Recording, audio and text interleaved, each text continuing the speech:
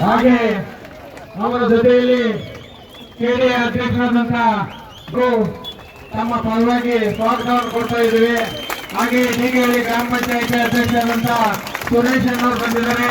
ಅವ್ರಿಗೂ ಎಲ್ಲರ ಪರವಾಗಿ ಸ್ವಾಗತ. ಯಾರು ಕೇಳಿದ್ರು ಹೇಳಿ, ಮಾತಾಡಿ. ಹೊಸ ಕೇಳಿದ್ರು ಮಾತಾಡಿ. ಯಾರು ಕೇಳಿದ್ರು ಬದನವನ್ನ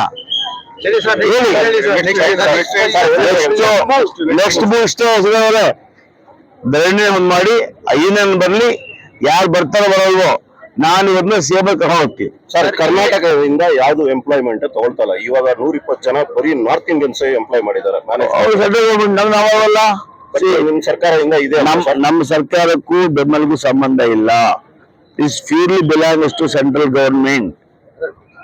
no way concern Karnataka government for humanity sake. ಮನುಷ್ಯತ್ವದ ಮಾನವೀಯ ದೃಷ್ಟಿಯಿಂದ ನಾನು ಹೇಳ್ತಾ ಇದ್ದೀನಿ ಅಷ್ಟೇ. ಆದ್ರೆ factory management central government control, not state government control. ITBT rule ಇದೆ ಅಲ್ವಾ ಸರ್? ITBT ಬೇರೆ, ಈ ಬೆಂಬಲ ಬೇರೆ. BEML purely BEML and BGM belongs to central government. Okay sir. ಸರಿ, ಲಾಸ್ಟ್ ಕ್ವಶನ್. ಸ್ವಲ್ಪ ಸಿದ್ದರಾಮಯ್ಯ ಒಂದು ಮಾತು ಹೇಳಿದ್ದಾರೆ. ಬಿಜೆಪಿ ಅವರು 50 crores ಆಫರ್ ಮಾಡಿದ್ದಾರೆ 50 MLAs ಕಾಂಗ್ರೆಸ್ MLA.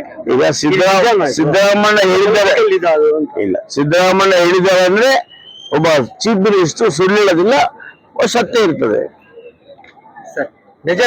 ಇವ್ರು ಏನ್ ಹೇಳ್ತಾರೆ, ಧರಣಿ ಇಲ್ಲಿ ನಾವು ಸ್ಟಾಪ್ ಮಾಡೋದಿಲ್ಲ, ಧರಣಿ ಪೀರಿಯಡ್ ಅಲ್ಲಿ ನಮ್ಮನ್ನ ಕರೀರಿ, ಅವಾಗ ಸಿಎಂ ಹತ್ರ ನಾವು ಹೌದ್ರಿ. ಆ ಮಾತು ಸಂದರ್ಭದಲ್ಲಿ ನಮ್ಮನ್ನ ಕರೀರಿ. ಹೌದಪ್ಪ, ನಾನು ಯಾರನ್ನ ಕರಿಬೇಕಪ್ಪ? ಯಾರು ಬರ್ಬೇಕು? ಈಗ ನಿಮ್ಮ ನಾ ಬರ್ಬೇಕು, ಯಾವ ಬಗ್ಗೆ ಬರ್ಬೇಕು ಹೇಳಪ್ಪ? ನಿಮ್ ಹುಡ್ಕೊಂಡು ಅವ್ರು ಬರ್ಬೇಕು. ಬಂದ್ರಪ್ಪ ಇವಾಗ ಧರಣಿ ಇಲ್ಲಿ ನಡೆಸ್ತಾ ಇದಾರೆ. ಇವಾಗ